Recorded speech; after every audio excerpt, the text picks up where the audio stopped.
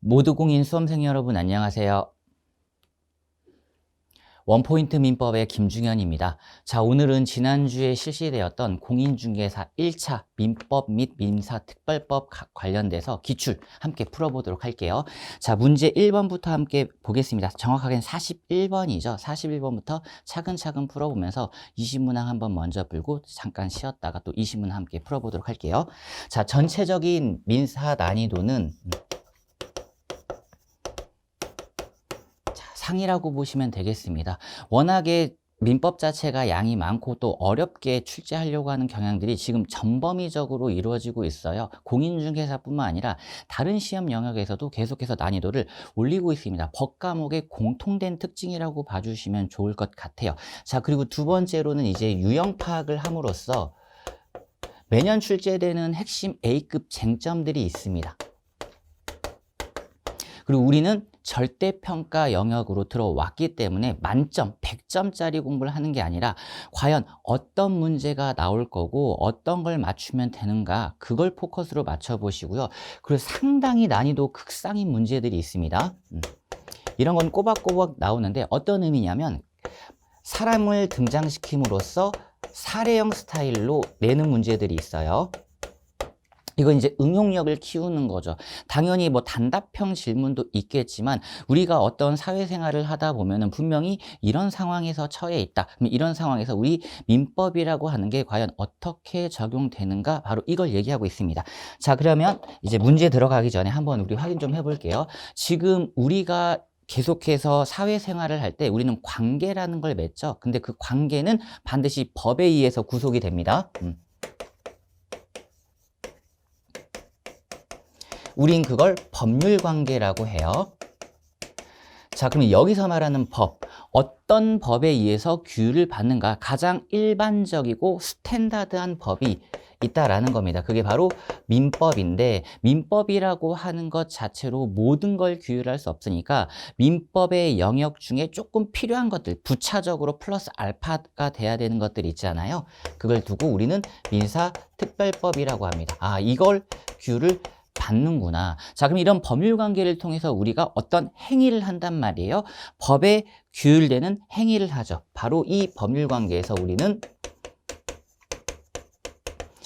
법률행위라는 개념이 나옵니다. 그렇다면 이 법률행위는 과연 무엇이냐? 이걸 통해서 우리는 권리와 의무를 구속받는 거예요. 즉, 이 권리는 보호를 받는 자를 말하고 의무라고 하는 건 구속받는 자를 말하는 겁니다. 자, 그러면 41번부터 함께 풀어보도록 할게요. 자, 상대방 없는 단독행위입니다. 그죠?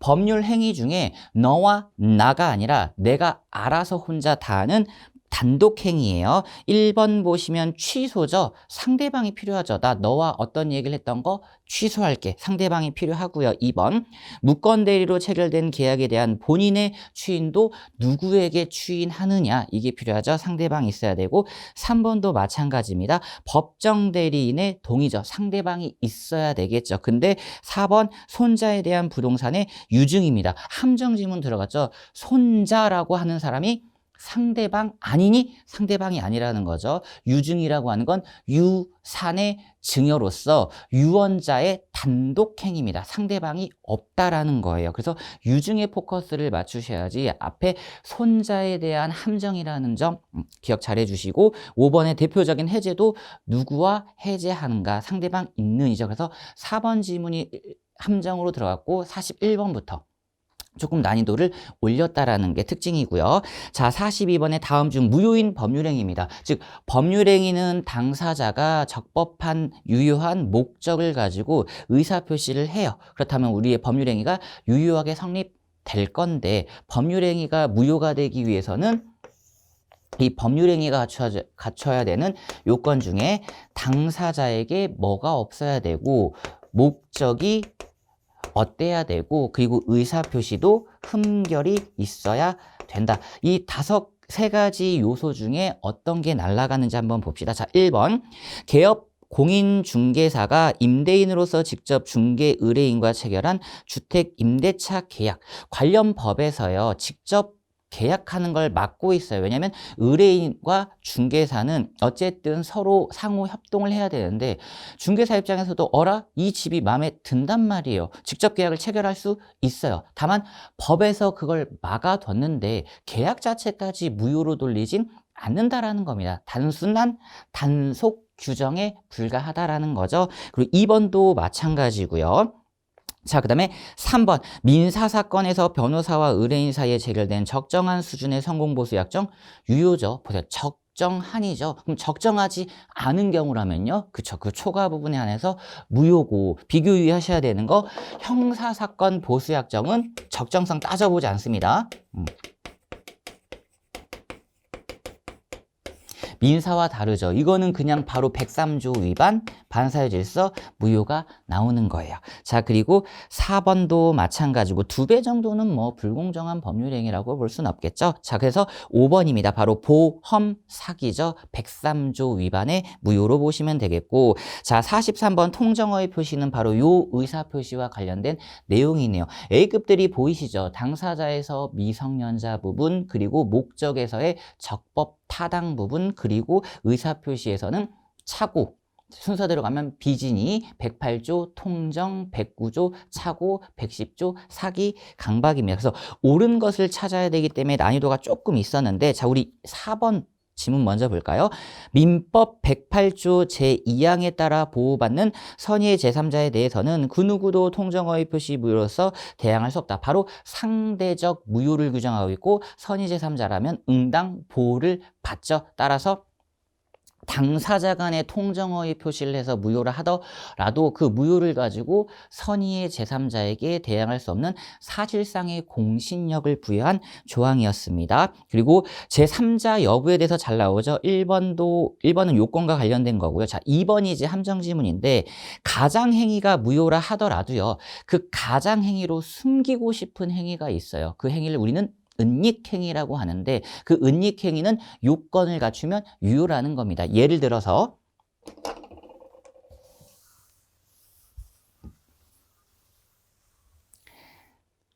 증여세를 내려고 했는데 증여세가 너무 세다라는 거예요. 그래서 매매라고 하는 형식 계약서를 만들고 알고 봤더니 그 안에 있는 내용은 매매라는 말이 아니라 준다, 이렇게 써져 있는 거예요. 그리고 나서는 매매 계약을 이유로 해서 양도소득세라든지 양도세 이런 세금을 내겠다라는 거죠. 안 됩니다. 이거는 설령 매매 자체는 무효라 하더라도 이 준다라는 것까지는 무효로 돌려서는 안 되겠죠. 그래서 증여세를 부과하겠다라는 것 해서 2번 내용 조금 조심해 주시면 좋을 것 같고요. 자, 그 다음에 3번 대리인이 본인 몰래 대리권 범위 안에서 상대방과 통정어의 표시를 한 경우 본인은 선의의 제3자로서 그 유효를 주장할 수 없다죠. 본인은 제3자에 들어가지 않습니다. 그래서 통정어의 표시에서는요, 선의 제3자 해당 여부 범위가 중요하니까 포커스를 거기에 맞춰주시면 좋을 것 같아요. 자, 그 다음에 44번에 토지거래 허가구역 내 유동적 무효, 그쵸, 중개사 분들과 관련돼서 관련 1차 과목 중에 관련되어 있는 쟁점들이 자주 나오죠. 그래서 유동적 무효 토지거래 허가구역은 판례법리라고 보시면 되겠습니다.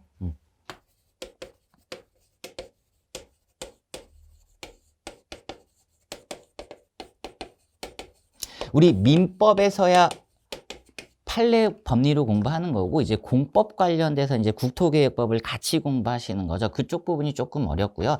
여기는 오히려 판례 법리이기 때문에 단순 암기 쪽으로 공부를 나중에 하시면 좋을 것 같아요. 자, 기억 지문 가보겠습니다. 해약금으로서 계약금만 지급된 상태에서 당사자가 관할관청에 허가를 신청하였다면 이는 이행의 착수이므로 땡이죠. 허가를 받았다라는 것 자체가 이행과는 관련 없잖아요. 매매계약을 체결하면 아까 제가 말씀드렸던 권리와 의무가 나옵니다. 그 의무를 우리는 채무라고 하고 채무 이행과 관련된 건 돈을 준다, 관련 서류를 넘겨준다, 이런 느낌이죠. 허가를 받았다라는 건 이제 계약을 확정 유효로 만들어서 의무를 발생시키는 겁니다. 그러니까 아싸리 의무의 이행, 전전 단계라고, 완전 전 단계라고 보시면 되겠죠. 따라서 허가받는 것 자체를 이행의 착수라고 볼 수는 없고요. 그리고 니은, 그러니까 허가를 받아야 되기 때문에 당사자 일방이 토지거래 허가 신청 절차에 협력할 의무를 이행하지 않는다면 다른 일방은 그 이행을 소구할 수 있고, 그래서 승소확정 판결을 받아서 단독 허가를 받아서 소유권 이전 등의 청구권을 막 행사하시면 되겠죠. 그리고 디귿, 매도인의 채무가 이행불능임이 명백하고 매수인도 거래 존속을 바라지 않은 경우 위 매매계약은 확정 무효로 된다. 더 이상 거래를 지속할 생각이 없는 거예요. 명백한 거절, 이행 거절, 이행 불능이라면 확정 무효가 된다라는 겁니다. 그리고 리을 대표적인 지정의 해제, 기간 만료, 그렇다면 확정 유효가 되는 거죠. 기억해 주시면 좋을 것 같고요. 그리고 허가받아도 확정 유효죠. 하나 더 공부하셔야 되는 게 유동적 무효에서 허가를 받으면 소급 확정 유효가 될 건데, 여기서 말하는 허가는 인가 개념이라는 거죠. 법률행위를 보충해 주는 겁니다. 그쵸? 금지의 해제, 할 수 없는 걸 해라라는 게 아니라 매매계약은 원래 할 수 있었어요. 다만 미완성일 뿐이다. 따라서 법률행위를 보충해 주는 바로 인가 개념이라는 점 기억해 주시면 좋을 것 같고요. 그리고 45번에 역시 취소와 관련돼서도 전범위 영역이죠. 미성년자 제한 능력자 부분, 그리고 뒤에 있는 취소권 부분. 따라서 취소는 취소 사유, 취소권자, 취소권의 행사, 취소권의 포기, 박탈, 이런 순서대로 차근차근 공부를 하시면 될 것 같아요. 자, 1번 보십니다.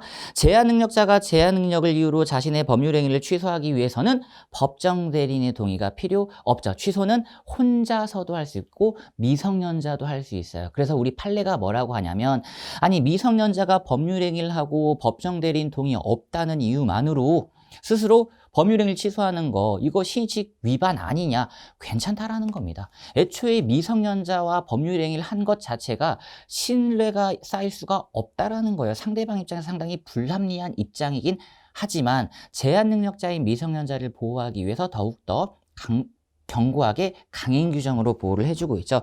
따라서 45번 같은 문제를 풀어보셨을 때 틀린 게 바로 나왔다. 그러면 1번 정답하고 다음 내용은 보지 않는 겁니다. 이게 시험장 가셔서는 스킬인 거예요. 정확하게 알고 있는 지문이 나왔다 그러면 2, 3, 4, 5번은 안 보고 다음 문제로 바로 넘어가시는 게 좋을 것 같습니다. 그래서 2번은 보시면 3년, 10년 나왔고 3번은 소급표고요. 그리고 4번도 중요한 조문이죠. 제한 능력자를 보호하기 위해서 취소권 행사에서 소급 무효가 될 건데, 그렇다면 소급 무효에 따라서 이미 이루어진 급부 등은 서로 반환을 해줘야 되는데 제한 능력자는 또 현존 상환 책임만 부담한다라는 겁니다. 지금 가지고 있는 게 없으면 줄 게 없다라는 거예요. 그만큼 제한 능력자를 보호하고 있다라는 점 기억 잘 해주시고, 그다음에 5번의 대표적인 이게 바로 취소권 포기죠. 추인했다, 쫓아가서 인정했다라고 한다 그러면 더 이상 취소권은 행사할 수 없고요. 자, 그 다음에 46번의 조건에 관한 설명입니다. 바로 법률행위의 부관인 거죠. 플러스 알파로서 조건, 기한, 부담이 있지만 우리 민법과 관련해서는 부담 영역은 살짝쿵 뺍니다. 부담은 공법적 영역이고요. 조건과 기한이에요. 어떤 불확실한 사실에 기댔다, 조건. 확실한 사실에 기댔다, 기한. 자, 보겠습니다. 1번. 조건 성취의 효력은 특별한 사정이 없는 한 원칙 장래요. 그쵸? 의사표시라든지 이런 걸 통해서 소급표를 두는 거고요. 2번.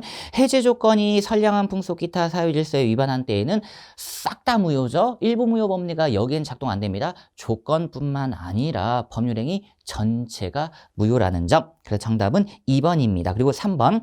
정지 조건과 이행기로서의 불확정 기한은 표시된 사실이 발생하지 않는 것으로 확정된 때, 그쵸? 채무를 이행하여야 하는지 여부로 구별될 수 있다.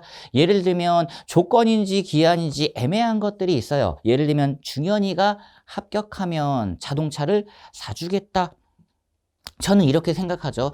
아빠 나 합격 확실해, 할 거야. 근데 언제 합격할지 모르겠어. 이러면 기한. 근데 합격이 불확실해요. 이러면 조건인데 그럼에도 불구하고 우리 아버지가 차를 사주시겠대요. 그럼 이거는 기한으로 보는 거죠. 즉 채무를 이행한다 그러면 기한이 돼버리는 거고, 야, 너 불합격하면 진짜 차 안 사줄 거야 라고 해버리면 이건 조건입니다. 결국 채무의 이행 여부를 결정한다라는 건 상당히 어려운 지문이고 중요한 판례이기 때문에 잘 기억해 주시면 좋을 것 같고요. 4번 이행지체의 경우 채권자는 상당 기간을 정한 채무와 함께 그 기간 내에 이행이 없을 것을 정지 조건으로 하여 계약을 해지할 수 있다. 예외 현상이죠. 원래 조건과 관련돼서는 친하지 않은 행위들이 있어요. 단독 행위 41번 문제에서 봤네요. 해제. 왜냐면 상대방이 있는 단독행위이기 때문에 상대방 지위가 불안정하단 말이에요. 그러니까 해제권 등에는 조건을 붙일 수 없지만 상대방에게 불리하지 않은 경우, 상대방에게 지금처럼 결정권을 유보해 준 경우, 너가 어떻게 하냐에 따라서 해제가 되고 안 돼. 그럼 상대방 입장에서 곰곰이 생각하는 거죠. 내가 이행을 하면 해제를 안 당하겠구나. 바로 조건임에도 불구하고 예외적으로 상대방에게 불리하지 않기 때문에 가능하구나. 그리고 5번도 중요한 판례입니다. 신의 성실에 반하는 방해로 말미암아 조건이 성취된 것으로 의제될 경우 그 의제 시점을 과연 어디로 잡을 것이냐. 성취되었으리라고 추산되는 시점입니다. 그쵸? 기대치죠. 방해 한때가 아니라는 거예요. 이건 함정지문으로 방해 한때 성취한다.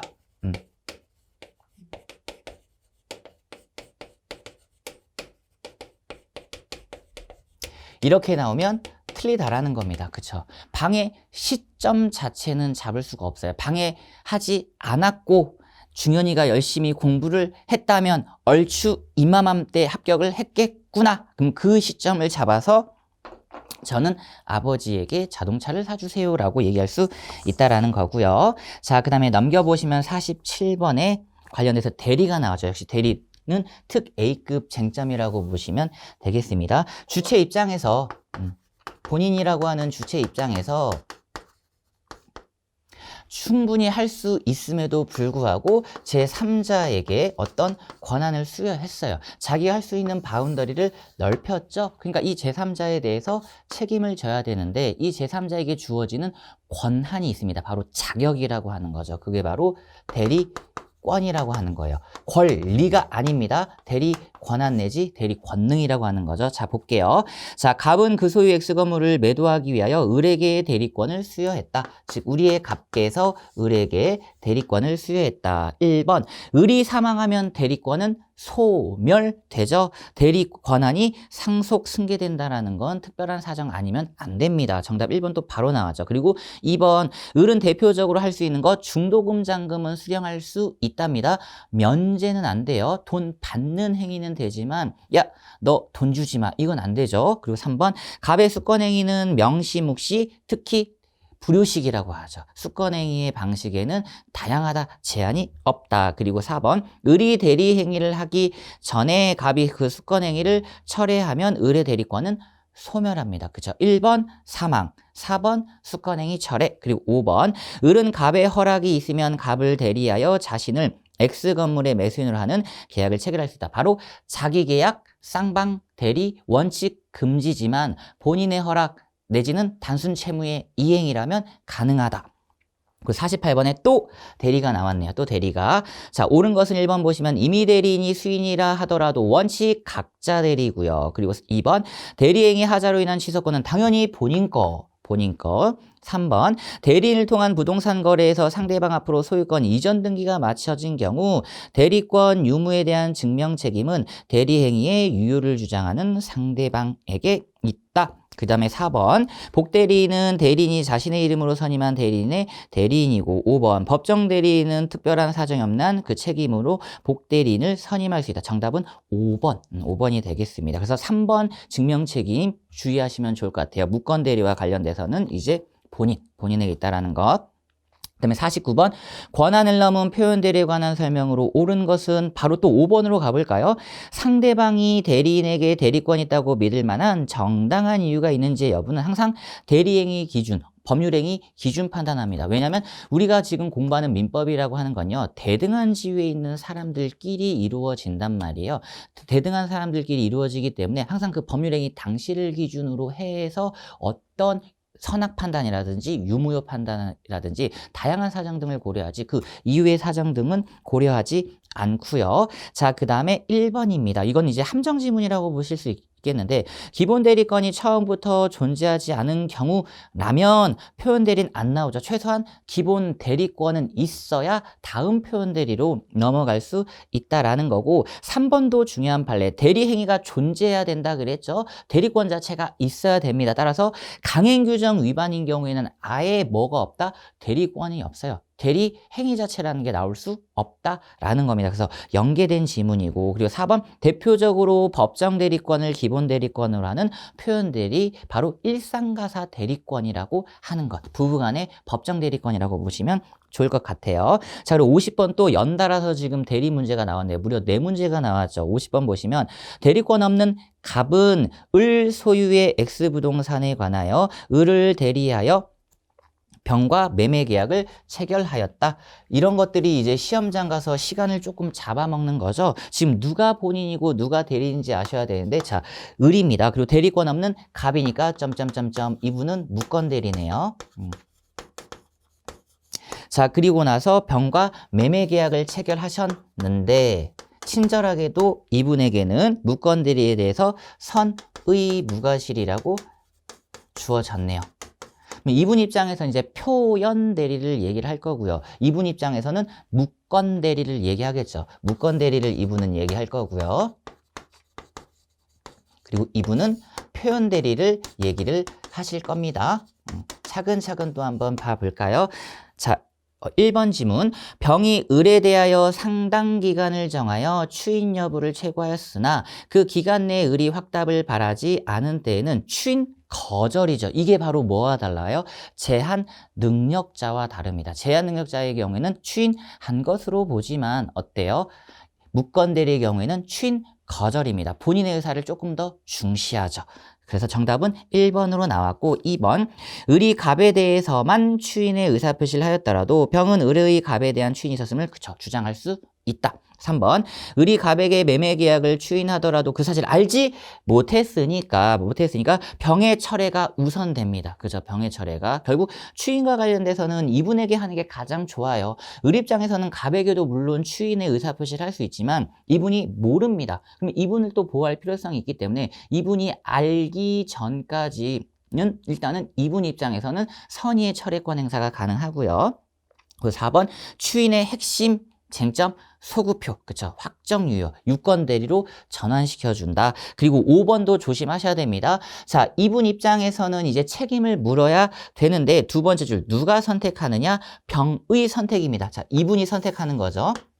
이분이 무권 대리인에게 우리가 공부했던 민법 135조의 책임을 물을 때 선택권자를 이분에게 주고 둘 중에 하나, 너 계약 이행할 거야?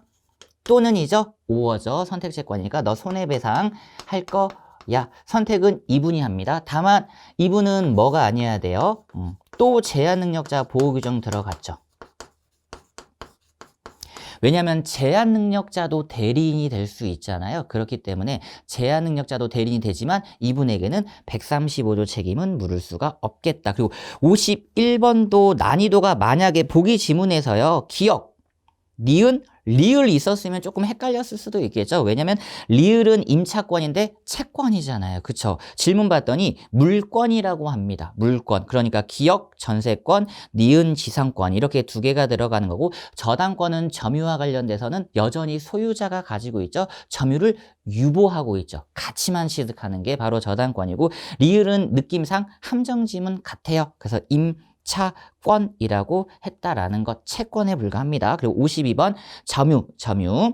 자, 1번 지문 보시면 제3자가 직접 점유자의 점유를 방해한 경우 특별한 사정이 없는 한 간접 점유자도 역시 점유자죠. 그러니까 점유권에 기한 물권적 청권 행사할 수 있고요. 그리고 2번 취득 시효 요건인 점유라고 하는 자주 점유에는 뭐다?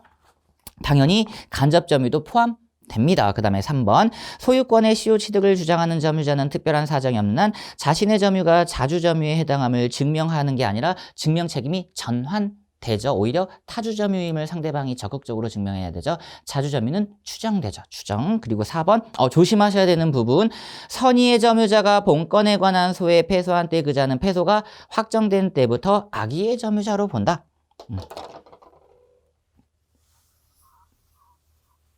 자, 이 부분은 그냥 단순 암기입니다. 벌써 소가 제기되죠. 이때 악의점유자가 되고요. 그리고 패소 확정입니다. 이때 타주 점유죠. 그래서 나중에 공부를 이제 끝마치고 나면요. 단순 암기라고 보시면 되겠습니다. 앞 글자씩 하나 따서 한 개만 정확하게 정리를 해주시면 좋겠죠. 그래서 정답은 5번이 되겠습니다. 양도인이 등기부상 명의인과 동일인이며 그 명의를 의심할 만한 특별한 사정이 없는 경우 그 부동산을 양수하여 인도받은 자는 과실 없는 점유자에 해당한다. 자, 그리고 53번 물권적 청권에 관한 설명으로 옳은 것을 모두 고른 것은, 자, 기억, 지상권을 설정한 토지의 소유자가 토지 사용 권능을 지상권자에게 넘겼다 하더라도 소유권자라는 사실에는 변함이 없잖아요. 그러니까 소유권에 기한 물권적 청권 행사 당연히 할 수 있고, 니은 토지의 소유권을 양도하여 소유권을 상실한 전 소유자는 이제 물권자가 아니죠. 소유권에 기한 물권적 청권의 행사는 중복될 수가 없습니다. 그래서 전 소유자는 계약상 권리에 터잡아 어떤 권리를 행사할 수는 있어도 물권 자체는 이제는 행사할 수 없고 신소유자만이 행사할 수 있고요. 디귿 소유자는 자신의 소유권을 방해할 염려 함정 나왔습니다. 염려 있는 행위를 한 자에 대해서는 예방이나, 맞죠? 5호. 예방은 5호입니다. 조심하셔야 되는 부분이죠. 예방은 또는입니다. 5어죠. 및 아니죠. 및. 조심하셔야 되는 함정 지문. 그래서 만약에 정답 없음 이런 게 나왔으면 상당히 어렵지 않았을까 싶습니다. 이렇게 난이도를 또 올릴 수는 있어요. 근데 아직까지 보기 중에서 정답 없음 이런 것도 보이지가 않죠. 자, 그러면 넘겨보시면 54번에 자, 점유자와 회복자 관계에 관한 설명으로 옳은 것은입니다. 1번 악의의 점유자가 점유물의 과실을 수취하여 소비한 경우 특별한 사정이 없는 그 점유자는 그 과실의 대가를 보상하여야 한다. 조문이죠. 그리고 판례는 전부 보상입니다. 손해까지 포함해서 싹 다 보상이에요. 바로 선의점유자의 과실취득권과 관련돼서 반대 조문이고요. 그 다음에 2번 은비에 의한 점유자는 X고, 그 다음에 이제 3번 확인해 봅니다.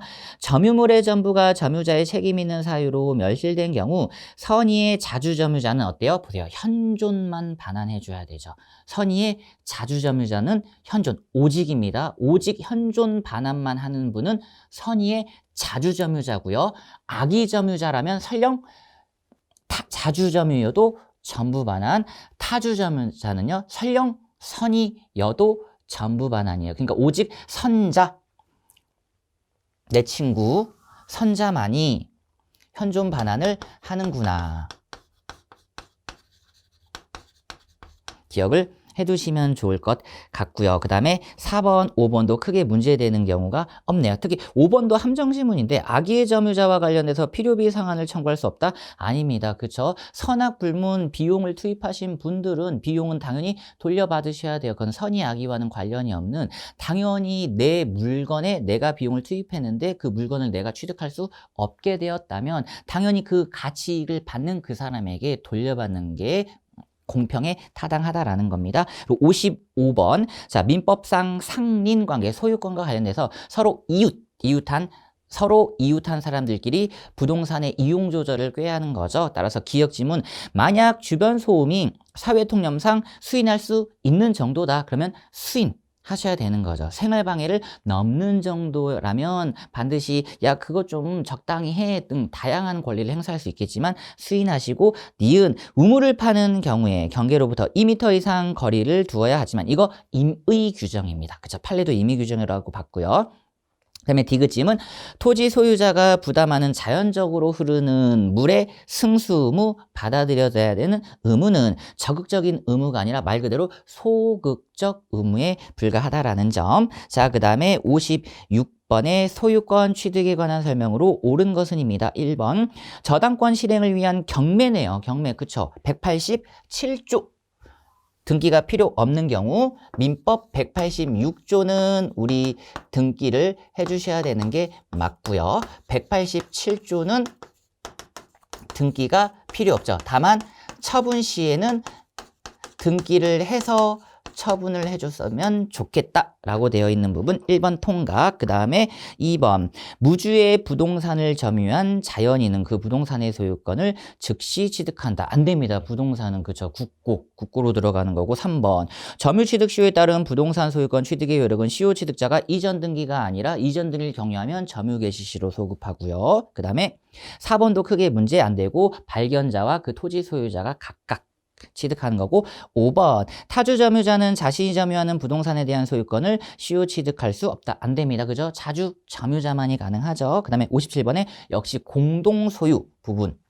공동소유는 어떤 문제가 나올지는 모르지만 역시 그래도 공유가 A급 쟁점이겠죠. 공동소유는 크게 보면 공유 하나 있고요. 그리고 합유 있고 이 중간에 걸쳐 있는 우리나라 특유의 제도 총유 부분입니다. 자, 어떤 지문들이 나왔는지 한번 볼게요. 자, 옳은 것은 1번 보시면 공유자끼리 그 지분을 교환하는 것은 지분권의 처분이므로 이를 위해서는 다른 공유자의 동의가 필요 없죠. 지분이라고 하는 건 내 거기 때문에 내 거 내가 알아서 한다. 그리고 2번 부동산 공유자 중 일부가 자신의 공유 지분을 포기하면 이거 등기해줘야 됩니다. 그죠? 186조죠. 포기라고 하는 건 단독행위니까요.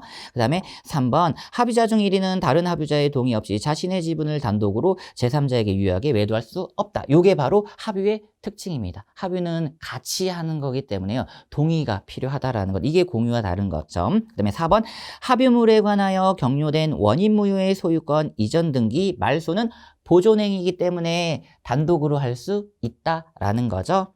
그리고 5번 법인 아닌 종중이 그 소유 토지 매매를 중개한 중개업자에게 중개 수수료를 지급하기로 약정하는 건 채무 이행행위인 거죠. 관리처분행위가 아니라 단순 채무 부담행위라고 보시면 되겠습니다. 그리고 59번이 조금 어려운 문제라서 마지막에 푸시는 게 좋을 것 같은데요. 그래도 다행히 난도가 막 높진 않았어요. 그래도 59번은 극상 난이도라고 보시면 됩니다. 2019년 8월 1일 갑은 을에게 2억 원, 대여기간 1년, 이자 월 1.5% 대여하면서 을 소유 X토지의 근저당권을 취득하였고 이분이 1번 저당권자입니다.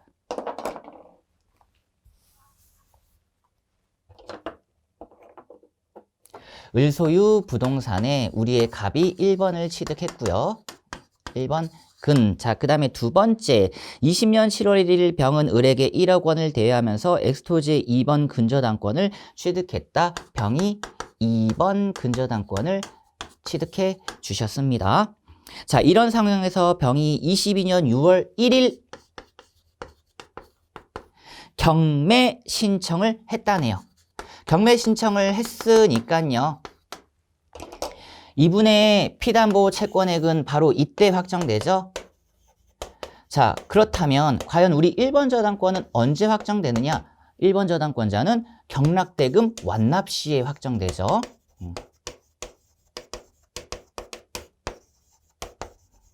그래서 도표로 조금 정리를 해보시면 병은 여기 바로 6월 1일 아직 경락대금 일자가 나오진 않았지만 경락대금 완납을 하면 우리의 갑은 여기가 되겠습니다. 확정시기. 자, 그래서 보시면 기억지문 22년 6월 1일 갑의 근저당권의 피담보 채권액은 확정되지 않죠. 경락대금 완납시죠. 자, 그리고 니은 갑에게 22년 6월 1일 이후에 발생한 지연이자 역시 보세요. 담보하죠. 여기가 확정이니까 확정 전까지의 금액은 다 담보를 해야 되겠죠. 그리고 디귿 갑이 한 번도 이자를 받은 바 없고 엑스토지의 3억 원에 경매되었다면 갑은 경매대가 3억 원을 모두 변제받는 게 아니라 2억 5천만 원에 그리고 제3자와의 관계됐기 때문에 1년간의 지연이자까지 포함해서 받죠. 따라서 맥스 3억 원을 받는 게 아니라 1년간의 지연이자인 1.5% 그래서 12개월짜리로 받으면 3,600만 원 정도가 더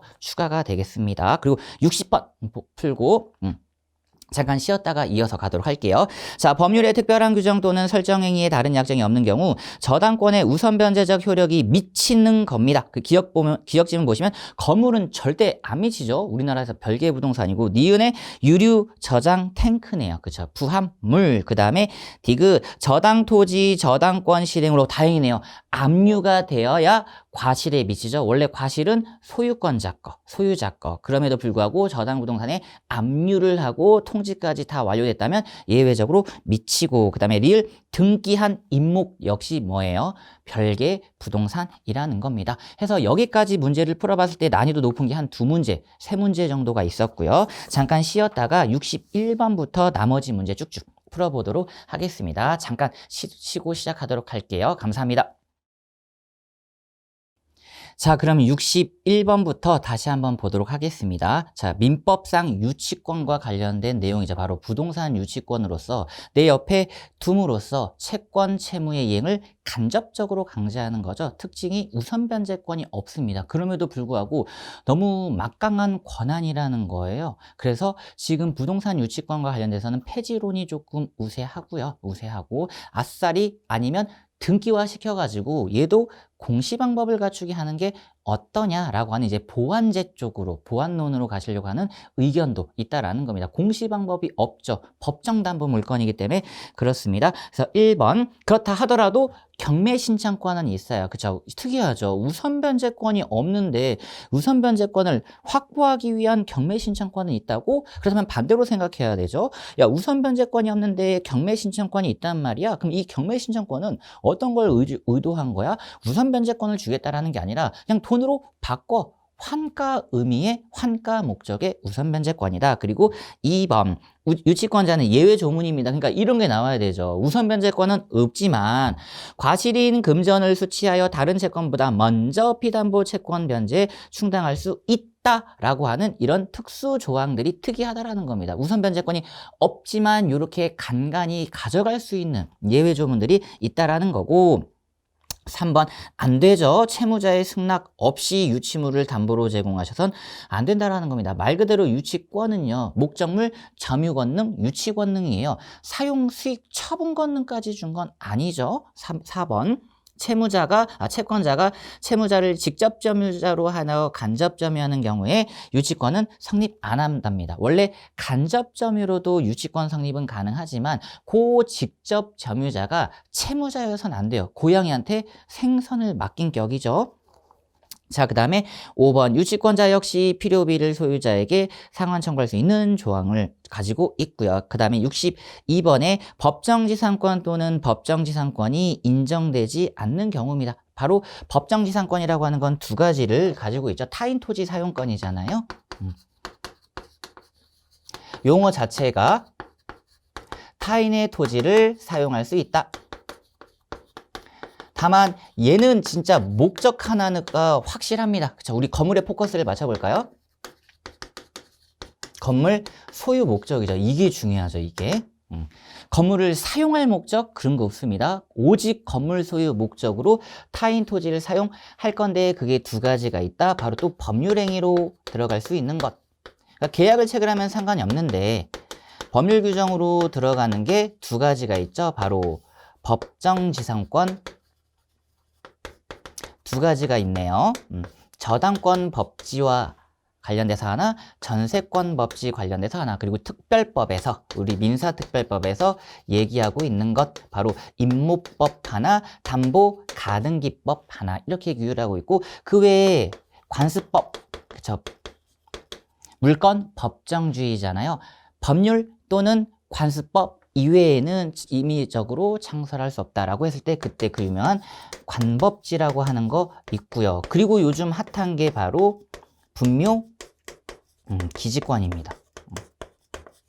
우리나라에서는 아직까지도 장묘 문화가 조금 활발히 이루어지고 있고 최근도 아니죠. 2000년대 조금 들어와서야 뭐 수목장하고 다양하게 이제 화장하거나 이런 게 이제 이루어진 거죠. 자, 보겠습니다. 기역지문, 을 소유 토지 위에 을의 승낙을 얻어 신축한 병 소유의 건물을 갑이 매수한 것. 자, 승낙은 안 되죠. X입니다.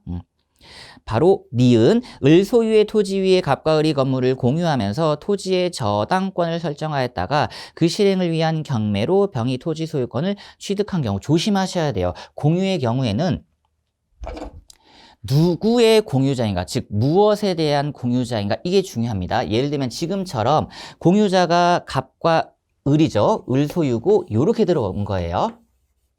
그리고 이렇게 병으로 넘어간 겁니다. 그럼 현재 이런 상황인 거죠. 지상권을 줍니다. 근데 조심하셔야 되는 부분이 이거는 안 된다라는 거예요. 공유인 경우 이거는 지상권을 안 주겠다라는 겁니다. 건물 공유냐 토지 공유냐. 왜냐하면 지상권을 취득해 하는 것은 처분행위입니다. 그러면 공유에서의 처분행위는 전원 동의가 필요해요. 그래서 지분 과반수 동의만으로도 안 된다라는 겁니다. 안 된다라는 것. 자, 그리고 디귿 지문. 갑이 을로부터 을소유의 미등기 건물과 대지를 함께 매수하고 자연스럽게 나오는 말이죠. 대지에 대해서만 등기를 경료했다. 왜 건물에는 등기를 안 하느냐? 건물의 경우에는 지방자치 사무이기 때문에 무허가 미등기 건물들이 질비한단 말이에요. 그렇다 하더라도 원시 취득한 사람은 소유권을 취득한다 이거죠. 그러니까 토지의 경우에는 국가 사무이기 때문에 미등기 토지는 거진 없습니다. 그러니까 다 넘기죠. 다 넘겨요. 그리고 나서 저당권 등으로 어떤 하나가 날아간다고 했을 때, 자 보세요. 건물에 대한 등기 전에 설정된 저당권에 의해 대지가 경매되어 병이 토지 소유권을 취득한 경우 안타깝게도 저당권 설정 당시 건물은 등기가 되어 있지 않았기 때문에 동일 소유가 나오지 않았다라는 겁니다. 그래서 디귿 지문도 상당히 중요한 내용이고요. 그리고 63번 상린권과 함께 지역권이 같이 나왔네요. 옳은 것은 1번 요역지는 한필 토지 일부라도 무방하다 안 되죠. 승역지는 가능해도 요역지는 안 되고 2번 요역지의 소유권이 이전된 경우 부종성 따라가시고 3번 토지 이용과 관련된 거니까 지상권과 마찬가지로 영구무한 가능하고요. 그리고 4번 지역권자는 승역지를 권한 없이 점연제에 대하여 그 반환 청구할 수 없고 5번 요역지 공유자의 일위는 그 지분에 관하여 토지를 위한 지역권을 소멸하게 하지 못한다. 그죠? 나쁜 건 같이 가시고 좋은 건 한 명만 하시면 되는 것. 그 다음에 64번에 토지 전세권입니다. 그죠? 건물 전세권이 아니라 토지 전세권과 관련된 내용이었고요. 자, 3번이 이미 힌트가 들어갔죠. 1번, 3번. 그래서 3번으로 먼저 가봅니다. 토지 전세권의 설정은 갱신할 수 있으나 그 기간은 갱신한 날로부터 10년 넘지 못한다. 그래서 토지 전세권의 경우에는 20년의 소멸시효가 적용된다는 게 애초에 적용될 수 없다. 1번, 3번 힌트가 들어갔다라는 점 기억 잘 해주시고, 자, 그 다음에 나머지 내용은 각자 이제 봐주시면 좋을 것 같습니다. 그리고 65번으로 볼게요. 65번에 계약과 관련돼서 성립 시기와 관련된 내용으로서 또 갑을병이 나왔습니다. 그러면 우리가 이제 기억을 하셔야 되는 게 어떤 것만 해주시면 되냐면요. 우리의 계약의 효력 발생 시기 내지 의사표시의 효력 발생 시기예요. 그 내용으로 보시면 됩니다. 의사표시, 효력 발생 시기. 자, 그렇다면 그 의사표시 중에 계약이라고 한다 그러면 원칙은 우리는 도달주의를 채택했다 이겁니다. 그렇죠. 도달주의. 다만 예외적으로 도달주의만 채택하다 보니까 너무 늦어지는 경우가 있으니까 예외적으로 발신주의를 채택했는데 대표적인 발신주의 제한 능력자, 그렇죠. 최고권, 그리고 무권 대리, 그리고 채무 인수와 관련된 내용, 그리고 격지자 간 연착 통지. 바로 요거 지문이 나왔거든요. 그리고 또 하나가 사원총회 소집 통지. 이 부분과 관련된 내용이었죠. 자, 볼게요. 갑은 을에게 우편으로 자기 소유 X건물 3억 원에 매도하겠다는 청약을 하면서 자신 청약에 대한 회신을 2022년 10월 5일까지 해줄 것을 요청하였다. 갑의 편지는 2022년 9월 14일 발송되었고 22년 9월 16일 을에게 도달했네요. 22년 9월 16일 도달을 했죠. 도달을 했으니까 원칙 효력이 발생했다 이겁니다. 그러니까 기억지문 갑이 2022년 9월 23일 청약을 철회할 수가 없죠. 이미 도달했기 때문에 효력이 발생했다. 그러므로 효력 발생 이후에는 철회할 수 없으시다. 그리고 니은 을이 2022년 9월 20일 갑에게 승낙의 통지를 발송 22년 9월 20일 갑에게 도달. 갑과 을의 계약 시기는 9월 22일이 아니라 발신주의 여기 있습니다. 격지자간 발신주의. 자, 그 다음에 디귿. 을이 2022년 9월 27일 매매 가격을 2억 5천만 원으로 조정해 줄 것을 조건으로 승낙했다면 기존 청약은 거절한 것이고요. 새로운 청약을 한 것이죠. 이제는 반대로 청약자가 곰곰이 생각해서 2억 5천? 그래. 2억 5천에 콜 이러면 그때 그때 계약이 성립되는 것이지 따라서 청약의 거절과 동시에 새로 청약한 것으로 본다. 기억해 주시면 좋겠고 66번 특별한 사정이 없는 동시행 관계에 있는 경우를 모두 거른 것은 이게 대표적인 이제 단순 단답형 내용들이죠. 자, 기억 지문 보시면 임대차 계약 종료에 따른 임차인의 임차 목적물 반환 의무와 권리금 회수 방해로 인한 손해배상 의무는 서로 관련 관계가 X 없습니다. 왜냐하면 임대차 계약에 따른 의무와 권리금 계약에 따른 의무 별개의 규정으로 지금 있는 거기 때문에 안 되고요. 그리고 니은 조심하셔야 됩니다. 주임보법상 임차권 등기 명령에 따라 임차권 등기를 경료했대요. 그렇다면 원래 임차권이라는 건 제가 앞에서 봤잖아요. 채권이에요. 근데 채권인데 얘가 등기까지 경료가 되면 얘가 단순 채권에 머무르는가? 아니라는 겁니다. 법정 담보 물건처럼 돼버리기 때문에 보증금 반환 의무가 선이행 의무가 돼버리는 거예요. 보증금을 먼저 주셔야 됩니다. 이분은 임차권의 물건화 경향에 따라서 물건자처럼 업그레이드가 되죠. 지위가. 따라서 자주 나오는 판례고 디귿 대표적인 게 구분 소유적 공유관계의 해소입니다. 해지죠. 정확하게는. 해지에 따른 원상회복 의무, 해지에 따른 원상회복 의무, 계약의 취소, 무효에 따른 부당이득, 반환 의무 서로 동시합시다. 디귿이었습니다. 그 67번에 제3자를 위한 유상 쌍무 계약에 관한 설명으로 옳은 것은 제3자를 위한 계약은 머릿속에 도식화, 도해화만 잘 기억해 주시면 좋을 것 같네요. 우리의 갑과 을이 어떤 계약을 체결하면서 을에게 부탁하는 거죠. 약속을 요구하는 자.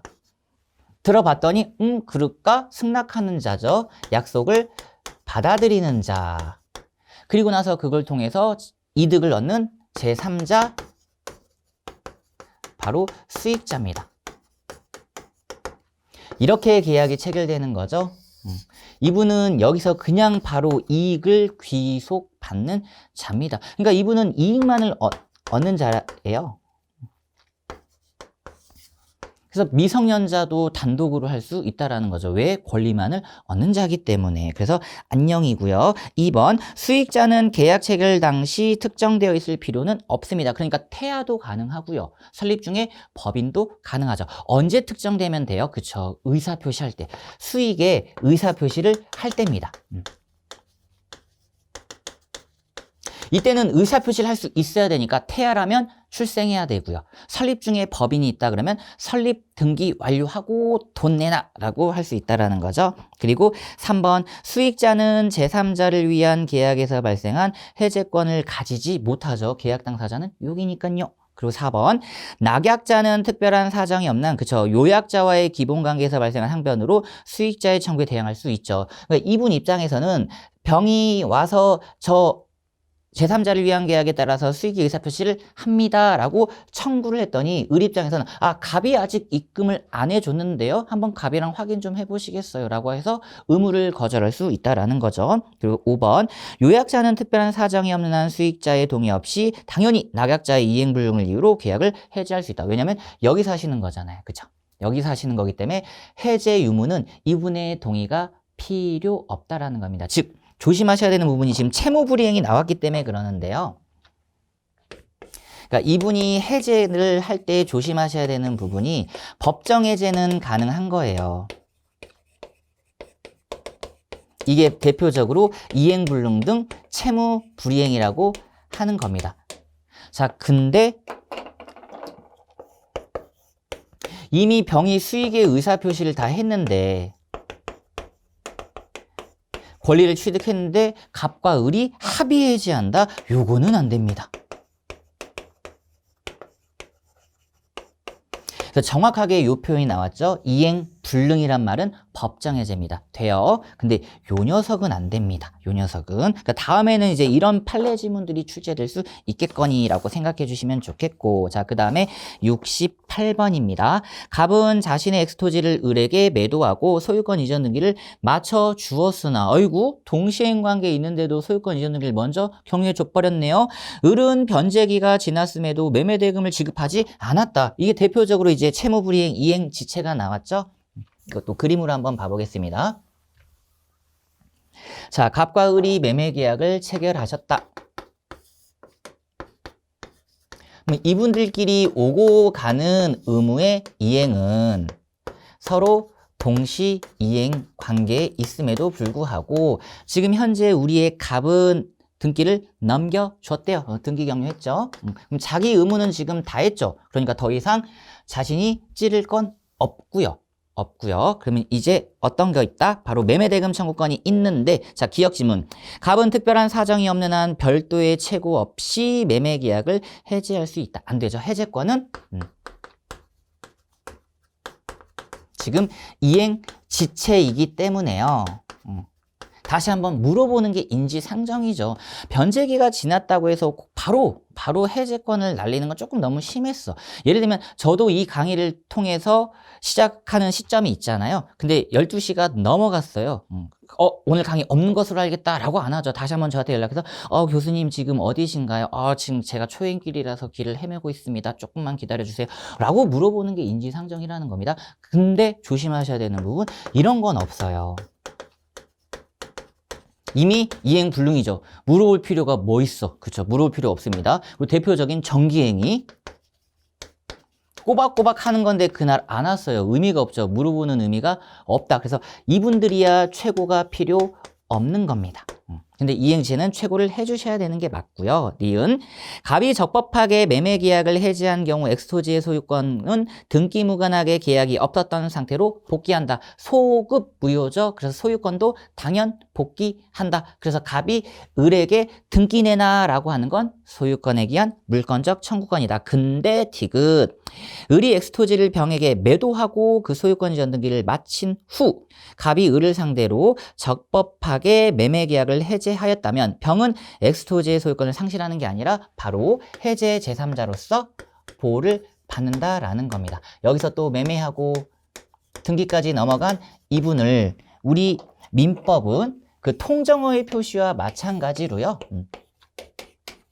해제 제3자로 보호를 해주죠.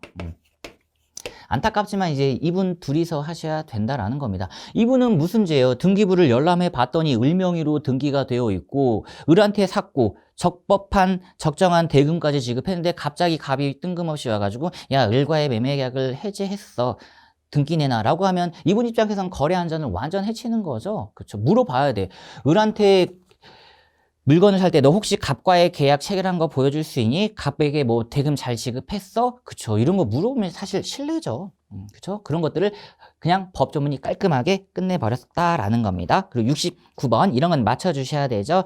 우리 민법에서 요물계약인 것 몇 개 안 됩니다. 그죠? 매매계약, 낙성, 교환계약, 유상, 그리고 3번 증여계약, 대표적인 낙성계약입니다. 우리가 증여계약서를 써야 되는 게 의무는 아니라는 거고, 도급도 마찬가지고, 임대차 계약은 임대인과 임차인의 쌍무계약이죠.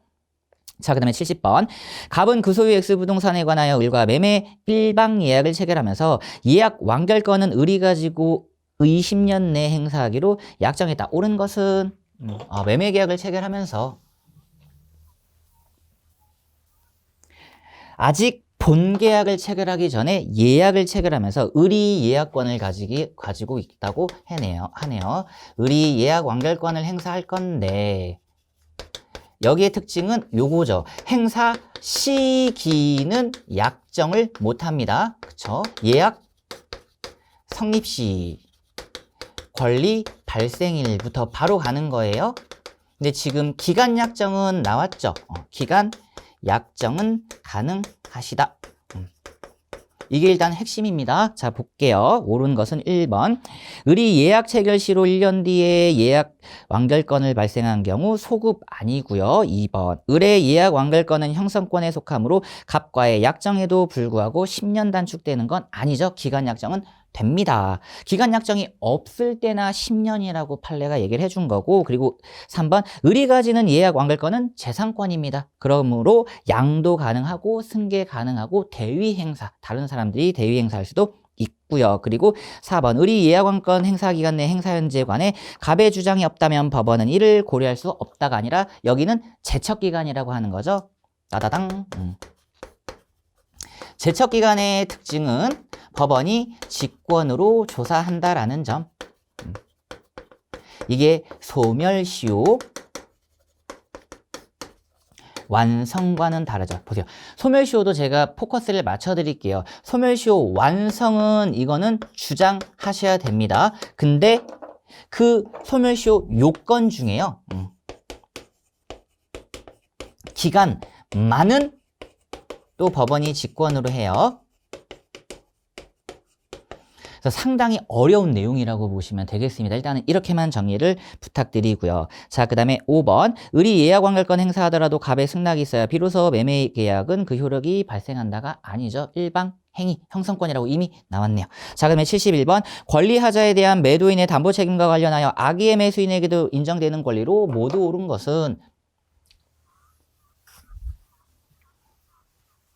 자, 단순 심플하게 이거는 정리를 할 수 있겠네요. 담보 책임에서 악의 매수인에게도 인정되는 것. 앞 글자만 따서 한번 우리 공부해 볼까요?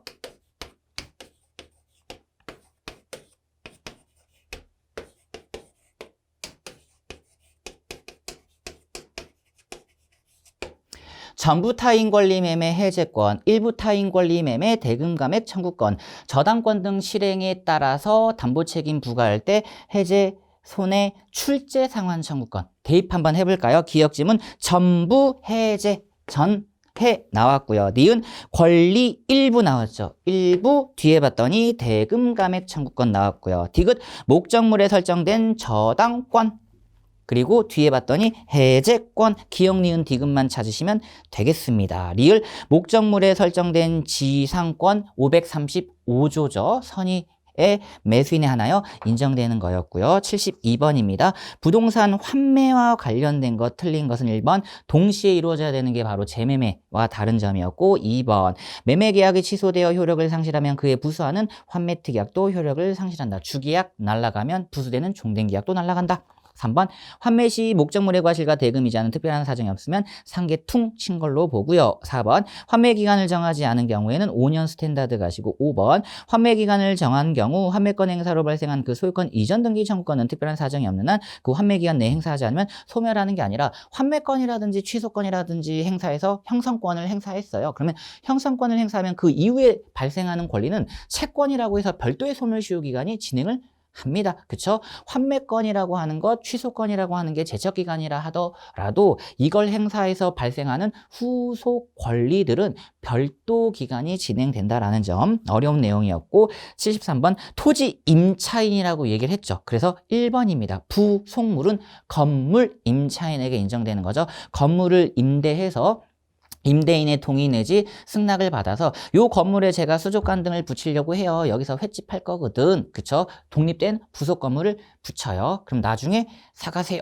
이런 얘기를 할 수가 있다라는 거죠. 나머진 다 인정되는 거고. 그다음에 74번입니다. 건물 임대차 계약상 보증금에 관한 설명으로 틀린 것을 모두 고른 것은 기억지문. 임대차 계약에서 보증금을 지급하였다는 사실에 대한 증명 책임은 임차인이 부담합니다. 보증금 지급뿐만 아니라 차임 꼬박꼬박 잘 내고 있다. 이런 것도 임차인이 증명을 하고요. 니은 임대차 계약이 종료하지 않은 경우 특별한 사정이 없는 한 임차인은 보증금의 존재를 이유로 차임의 지급을 거절할 수 없습니다. 왜냐하면 보증금은 임대차의 요소가 아니에요. 보증금에서 차임을 깔 건지 말 건지의 충당 권한, 공제 권한은 임대인에게 있다고 보시면 됩니다.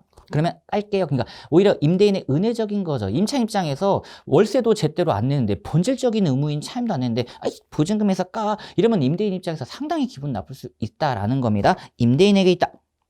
자, 그다음에 디귿 임대차 종료 후 보증금이 반환되지 않고 있는 한 임차인의 목적물에 대한 점유는 적법 점유이므로, 이건 맞아요. 그죠? 적법 점유이나 임차인이 목적물을 계속 사용 수익하면 안 됩니다. 왜냐하면 임대차가 지금 끝난 상태에서 보증금을 돌려받지 못했다는 이유로 점유는 하고 있지만 동시행 항변권이 갖는 특징 중에 뭐예요? 점유의 적법인 거지 나아가서 사용 수익의 권능까지 부여한 건 아니라는 겁니다. 사용수익의 권능은 임대차에서 주어진 거죠.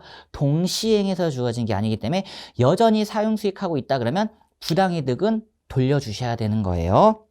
자, 그 다음에 관련된 내용 또 75번입니다. 자, 주택임대차 보호법과 관련된 내용 기억. 다가구용 단독주택 일부의 임차인이 대항력을 취득하였다면 후에 건축물 대장상으로 다가구용 단독주택의 다세대 주택으로 변경되었다는 사정만으로는 대항력 없어지지 않고 니은 우선 변제권이 있는 임차인은 임차주택과 별도로 그 대지만이 경매된 경우 특별한 사정이 없는 한 그 대지 환가대금에 대하여 우선 변제권을 행사할 수 있다. 특징이죠. 분명히 나는 건물 임차인임에도 불구하고 토지에서도 들어갈 수 있다라는 겁니다. 그래서 소액 임차인이라든지 우선 변제권을 가진 대항력을 갖춘 임차인의 경우에는 토지 건물에 대해서 공동 저당권자 유사지위를 취득하게 되죠.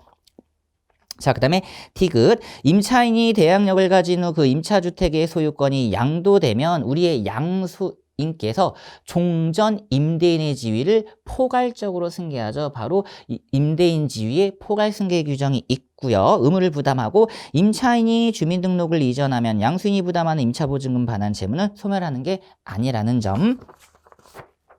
자, 그 다음에 넘어가면 이제 76번입니다. 이제 난이도 올라간 이유가 여기가 나왔거든요. 다른 영역에서 우리 수험생분들이 1차 과목으로 같이 하고 있기 때문에 혹시라도 이제 세종특별자치시 이게 주어졌어요. 그렇죠? 서울과 달리 지금 세종특별자치시가 나왔기 때문에 서울과 관련돼서는 대략적으로 한 8억에서 9억, 정확하게는 9억 정도가 될 거예요. 근데 지금 세종특별자치시와 관련돼서는 거기까지 안 가죠. 아마 6억 미만일 겁니다. 6억 미만. 그래서 한 5억에서 5억 4천 정도이지 않을까 싶은데, 자, 확인 한번 해볼게요. 세 번째 줄 봤더니 보증금 6억입니다. 적용이 안 되죠. 그래서 기억지문.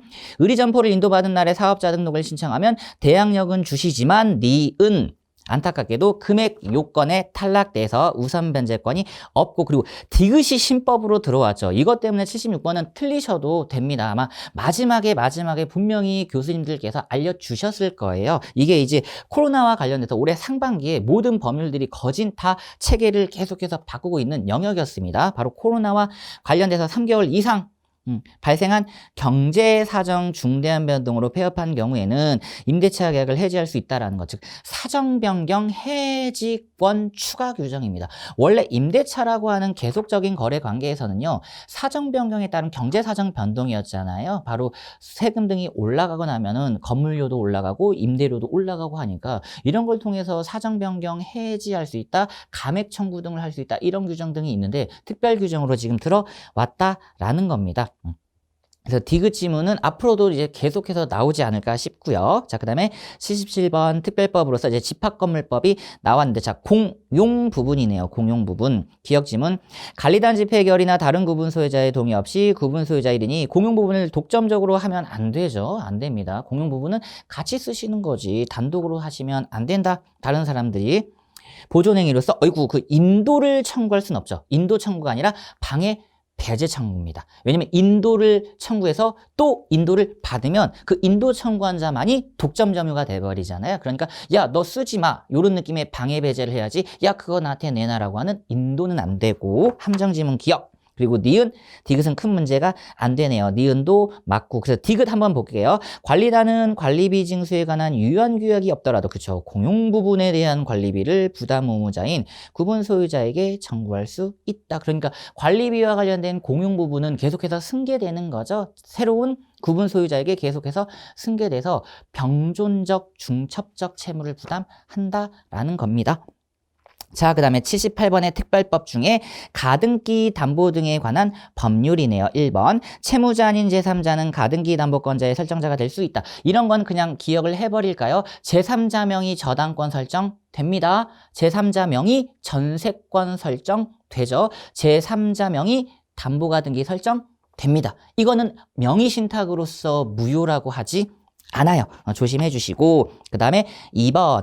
귀속 청산에서 변제 이후 청산금의 평가액을 채무자에게 통지한 채권자가 자기가 스스로 평가해서 통지했는데 채권자가 청산금액을 다툰다? 안 됩니다. 신의 측에 반하죠. 야, 채권자야, 네가 청산해서 네가 통지했는데 네가 다투면 어쩌자는 거야. 다툴 수 있는 건 이제 오직 채무자입니다. 정당하게 평가됐군. 오케이. 아니야. 이의 제기함으로써 청산금을 다툴 수 있다라는 점. 3번. 공사대금 채권은 가담법이 적용 안 되죠. 우리 가담법이 적용되는 건 온리 소비 대차 금액입니다. 판례가 조금 더 얘기해서 준소비대차죠. 결국 빌린 대여 이쪽에 포커스를 맞춰요. 왜냐하면 워낙에 엄청난 강행 규정이고 그 귀속 청산 절차가 너무 심해요. 요건이 너무 엄격하기 때문에 애초에 적용 요건 자체에서 축소를 시킵니다. 그래서 소비대차금일 것, 담보계약을 체결할 것, 공시방법으로서 가등기를 하면 가등기담보법이, 이전 등기를 하면 양도담보권이 설정이 되고, 무엇보다 목적물의 가액이 엄청나게 높아서 피담보 채권액을 초과했을 때 적용시키는 거죠. 그래서 100원 빌려주고 1000원짜리 물건을 낼름 먹으려고 한다. 불공정으로서 폭리로서 우리 가담법이 특별하게 규율을 하겠다. 그리고 4번, 가등기 담보권은 저당권 유사 담보 물건이기 때문에요. 가등기 담보권을 피담보 채권과 함께 양도할 수 있죠. 그래서 분리 양도가 안 되고 함께 양도. 그다음에 5번, 가등기 담보권자는 역시 저당권 유사하기 때문에 경매 가능하고요. 자, 그러면 79번, 자, 명의신탁이 나왔네요. 한 문제 정도가 나왔는데 역시 가불병으로 난이도를 높였죠. 2022년이니까 현재 부실법이 시행되고 있습니다. 조세프탈 목적으로, 아이고 이러면 안 되죠. 친구인 을과 명의신탁 약정을 맺고 을은 이에 따라 갑으로부터 매수자금을 받아 병소유 엑스토지를 자신의 명의로 매수하여 등기를 이전받았다. 그렇다면 명의신탁 유형이 어떤 건지만 우리 한번 살펴보셔야 되겠습니다. 자, 일단 날짜는 크게 중요하지 않고요. 우리의 갑은 친구, 부부도 아니죠. 친구인 을에게 명의신탁 약정을 맺고 을은 이에 따라 갑으로부터 매수자금을 받고 직접 병과 계약을 체결했네요. 자신의 명의로 계약을 체결하시고 등기까지 격려했으니까 따다당 계약 명의 신탁이 되겠습니다. 자, 이제 여기서 조심하셔야 되는 부분이 나와야 되겠죠. 갑과 을의 명의신탁 약정은 무효입니다. 그쵸? 명의신탁 약정은 무효예요. 이건 무조건 무효다. 2번, 갑과 을의 명의신탁 약정이 있었다는 사실을 이제 나왔네요. 병이 몰랐다면 을은 병으로부터 X토지의 소유권을 승계 취득한다가 아니죠. 바로 물권 변동 유효 관련된 내용이고, 자, 그 다음에 무효고 2번, 그쵸, 승계 취득, 여기는 이제 유효가 되는 거죠. 이분이 선의라면 병선이시 계약 유효, 등기 유효 따다당, 여기는 유효가 됩니다. 그래서 확실하게 을이 소유권을 취득하죠. 그 다음에 3번, 을이 엑스토지의 소유권을 취득하더라도 갑은 을에 대하여 부당이득 원인으로 엑스토지 소유권 이전 등기를 청구할 수 없답니다. 이제 여기가 무효라 하더라도요, 부당이득으로 들어가는 건 매수 자금 요거 달라는 거죠. 여기에 대한 부당이득이고요. 그 다음에 4번, 갑은 을에 대해 가지는 매수자금 상당 부당이득 반환 청구권으로 유치권은 행사할 수 없다라는 점. 왜냐? 매수자금이지 그 부동산 자체로부터 발생한 금전이 아니기 때문에 그렇습니다. 그리고 5번, 만일 을이 정에게 엑스토지를 양도한 경우 정이 명의신탁 약정에 대하여 단순히 알고 있었다면 정은 엑스토지 소유권을 취득하지 못한다가 아니라 정은요, 그쵸, 선악 불문 소유권 취득입니다. 어떤 거든 항상 요것만 아니면 돼요. 반사회 질서 요것만 아니면 되죠. 적극 가담만 아니면 됩니다.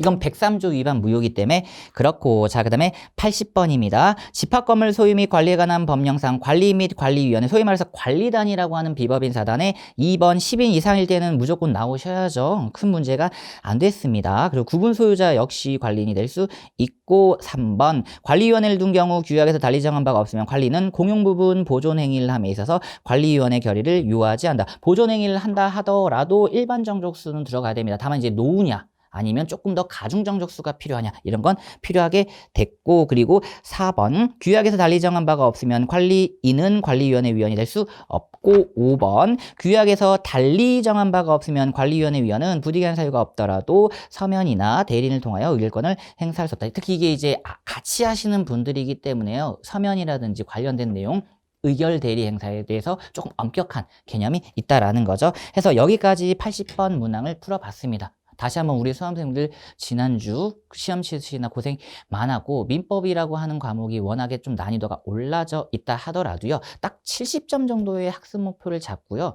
갑을병 사례형 문제는 천천히 연습을 하면 됩니다. 일단 기초적이고 기본적인 학습 그리고 갑을병은 또 추가적으로 심화 학습으로 진행을 하는 게 타당하고 갑을병에 대해서 이런 문제를 봤다고 해서 너무 겁먹지 않으셔도 돼요. 우리가 많은 반찬이 있다고 했을 때 조금 맛없는 반찬이 있다, 조금 난해한 반찬이 있다 하더라도 그거 안 먹고 충분히 우리가 평소 좋아했던 맛있는 반찬을 먹고도 충분히 우리는 배가 부를 수 있다라는 겁니다. 그래서 앞으로 이제 올해 제가 모두공인에서 민법과 관련해서 강의를 진행할 건데 저 같은 경우는 이런 이제 내용 등을 토대로 정말 우리 수험생분들이 시험장 가셔서 맞춰 와서 배부르게 나와서 합격할 수 있는 그런 점수대 그리고 그런 내용들 그리고 그런 강의를 진행을 하려고 합니다. 그래서 올해 1년, 내년 1년까지 우리 수험생들과 합격을 위해서 달려갈 테니까 앞으로 강의에서 종종 찾아뵙도록 할게요. 저는 이만 기출 강의 마치도록 하겠습니다. 감사합니다.